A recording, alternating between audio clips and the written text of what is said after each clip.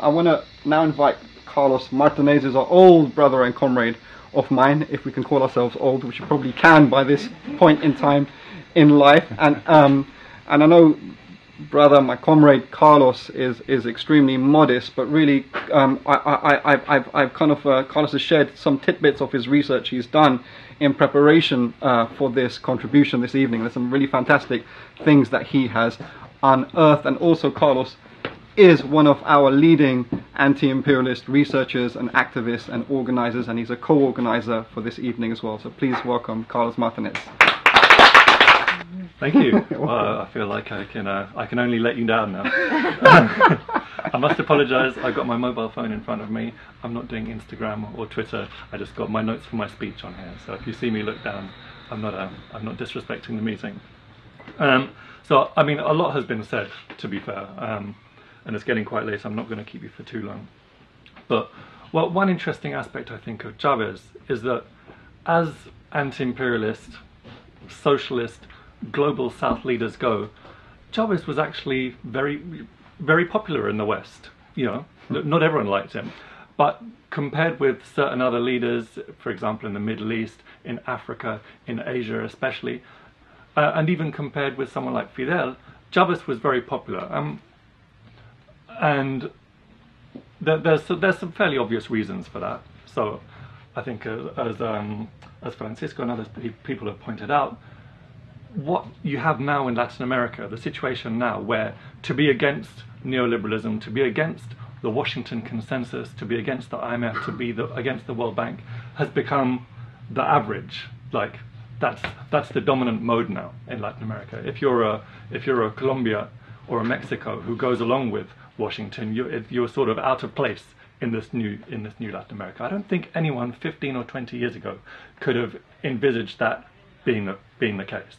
So this tide against neoliberal imperialist globalization in Latin America, we have to identify Chavez as being really the trailblazer of that, and that's a very important, historically momentous phenomenon. And then, of course, there is in Venezuela itself the social programs, which are very well known about and which have been talked about. Essentially, from the time Chavez comes into power in 1999, he is, and his government is using Venezuela's fantastic oil wealth in the way that it should be used, i.e. to mobilize the interests of the poor, of the downtrodden, of the masses. So, for example, millions of people suddenly had access to education that previously didn't have access to education. Millions of people suddenly had access to healthcare that didn't previously have access to healthcare.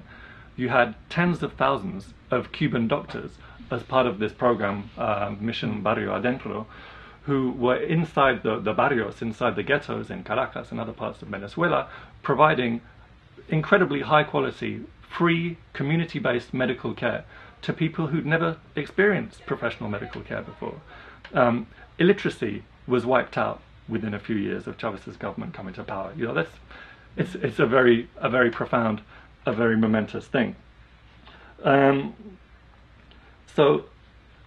people on the left knew about what was happening there, and of course, responded very well to it. And furthermore, this was all happening in a political context that people can relate to, that everyone is essentially comfortable with, i.e. what we call parliamentary democracy, which through the British Empire and British colonialism has become accepted almost as a synonym for democracy. This is the model. In fact, it's a weird historical accident related to the relative class forces at the time of the English Civil War, and declining feudalism and a rising capitalism, and finding a political system that could mediate that contradiction, and we've turned this into democracy. But whatever, if it between you and me, there's much better models of democracy. But if it works for Venezuela, and if that's what they've been able to use and continue to be able to use to push their project forward, and they can get away with it, that's fantastic, because frankly, it's one less stick for the West to beat them with. Although I do sometimes wonder, actually, if Chavez and his movement would have got the support that they have got if his 1992 coup attempt had been successful.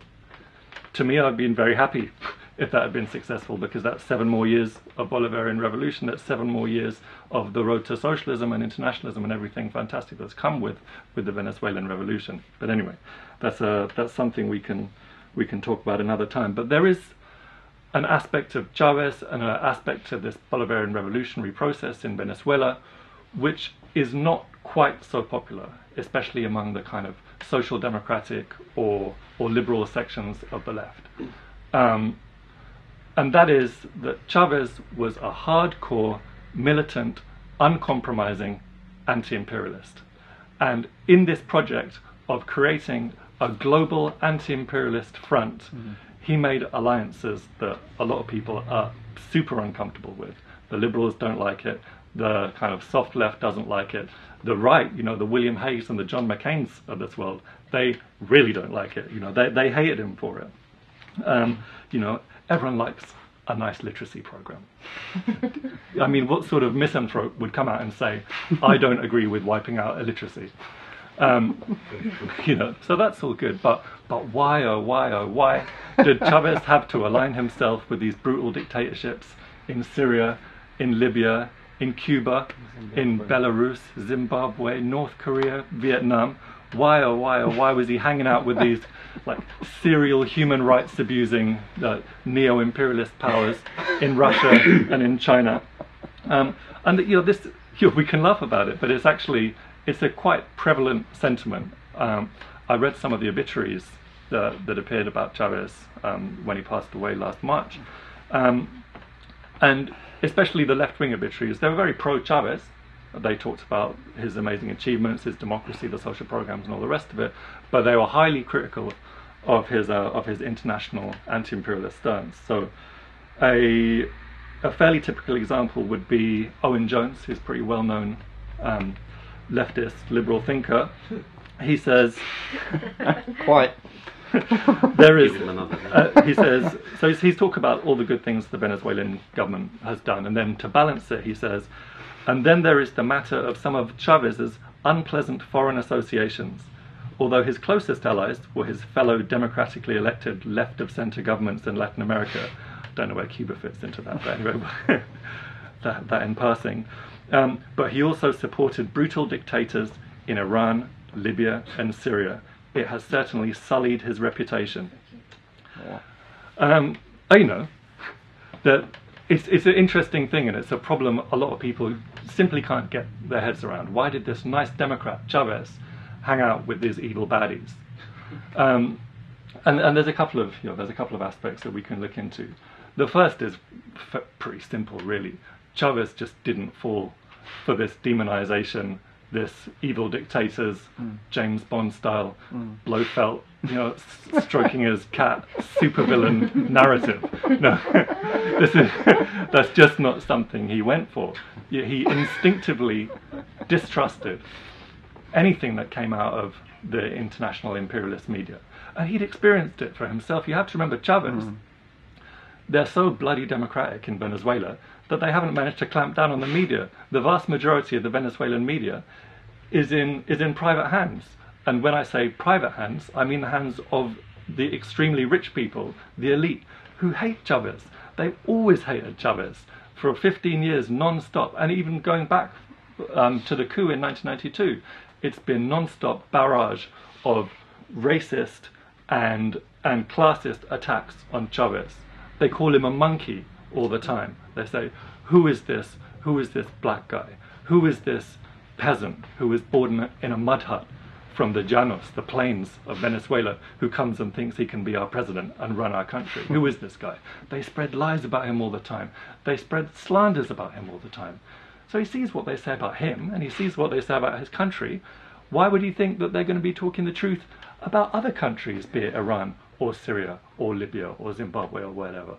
He was a very good friend of Fidel Castro. He'd been to Cuba dozens of times. He knew perfectly well the difference between what really goes on in Cuba and the mainstream media narrative. So he had this instinctive distrust, which is very, you know, which I think we should maintain. You know, when we hear all this constant demonization of the extended axis of evil countries, we should remember that the mainstream media is set up to lie to us and influence our thinking, and to put a spin on any news item that will benefit imperialism.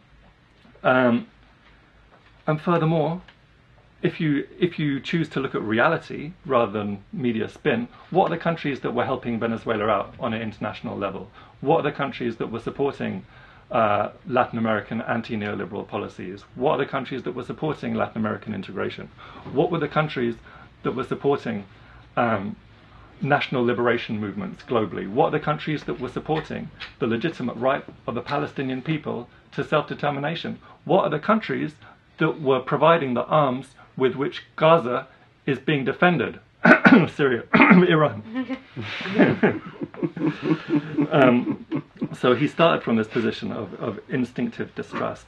And the other thing is that he just didn't care. He didn't care about offending the elite. He didn't worry about being within the limits of acceptability. I think there's this feeling even on the left, even in radical circles, that you have to be somehow acceptable. And you can be sort of a bit left-wing and be within the dominant narrative. You're not going to be a majority, you're going to be a minority. But for example, you can write a book called The Spirit Level, and you can oppose the harshest, most kind of deranged type of capitalism and promote more equality and more investment and more employment, and essentially a Keynesian sort of economics. And you're not going to be, like I said, you're not going to be a majority, but you'll have a voice. You'll get published occasionally in The Guardian and The Independent and all the rest of it. And that's okay. But what the right wing, what the imperialists will never tolerate, and unfortunately this means that also the social democratic left and the liberal left will never promote it, is precisely what Chavez stood for, which is global anti-imperialist solidarity, is the unambiguous and consistent support for all those movements, all those states around the world of the global south that are fighting imperialism. And that, what Chavez was looking for, that is precisely what we need. That is precisely what represents an existential threat to imperialism. And that's precisely what they work so hard to subvert with their endless divide and rule strategies that we fall for year after year after year. Chavez was extremely clear, and we use this quote for the title of this meeting. Let's save the human race. Let's finish off the empire. And towards the aim, he was up for uniting with whoever could be brought on board with this project. Did he have exactly the same ideology, exactly the same philosophy as Mahmoud Ahmadinejad in Iran? Did he have exactly the same ideology, the same philosophy as Muammar Gaddafi, or Vladimir Putin, or Alexander Lukashenko, or even Fidel Castro? There were smaller or bigger differences that existed between all of these people, and yet they came together to form a common front that was struggling against the legacy of 500 years, half a millennium of colonialism, imperialism, racism, sexism, prejudice, oppression. Chavez put it himself during a visit to South Africa in 2008, a day can't be lost and a second can't be lost in the work of uniting us, the countries of the third world. Only united will we be free, and only free will we be able to develop ourselves fully. So all of this internationalism of Chavez, it's not something kind of incidental, it's not a mistake, it's not just an unfortunate error of judgment. It's really central to the ideology, to the system of thinking of Hugo Chavez. And we don't need to be embarrassed about it. We don't need to sweep it under the carpet. We need to build it. We need to study it. We need to defend it. We need to develop it. One very interesting example that sorry, this will be my last point, but one very interesting example that I stumbled across. So probably a lot of people know that Chavez was the only head of state in between the years 1990 and 2003 to visit Iraq, because there was a blockade against Iraq, there were sanctions against Iraq, you weren't supposed to visit Iraq. Chavez was doing a tour of all the OPEC countries to try and organize the second Congress of OPEC. He said, well, whatever, I'm going to Iraq. They said, well, you're not going to be able to fly to Iraq. So fine, I'll walk across the border from Iran. I'll get a helicopter to Baghdad. It's all good. He went to Baghdad. He was received by Saddam, who took him on who drove him around Baghdad at midnight on a tour of the city. And Chavez spoke out against sanctions on Iraq, which had killed literally, it's a UNICEF figure, don't take it from me, but hundreds of thousands of children.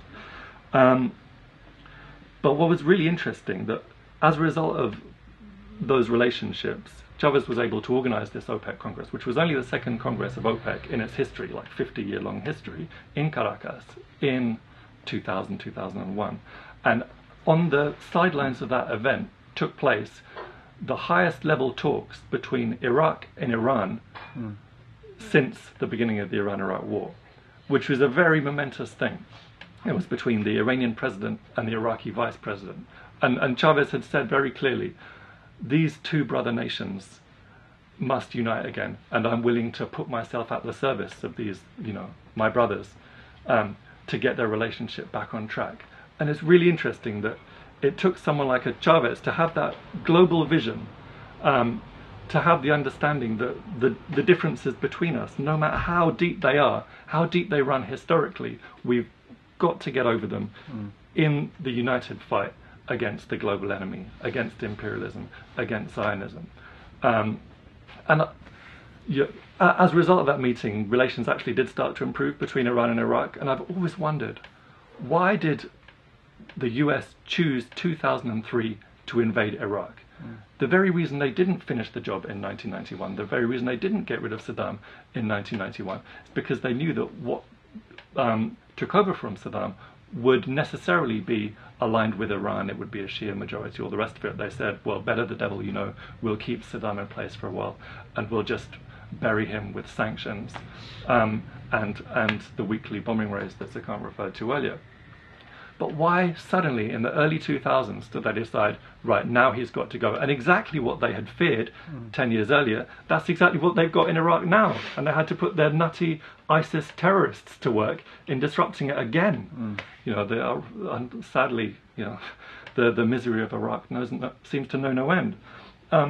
But it seems perfectly likely that they understood the significance of a possible rapprochement between Iran and Iraq, basically as well as Chavez did, because a rapprochement with those two would also lead to a rapprochement between Iraq and Syria, between Iraq and Libya, between the Persian Iranians and the Arab world generally. This would be an incredible boost for the anti-imperialist and anti-Zionist forces. And it was Chavez, of all the people in the world, who had the vision to see how important that was. So, may the work, example and ideas of Hugo Chavez continue to inspire and educate us, and may his revolutionary internationalism continue to be studied and honoured and implemented and built upon. Thank you.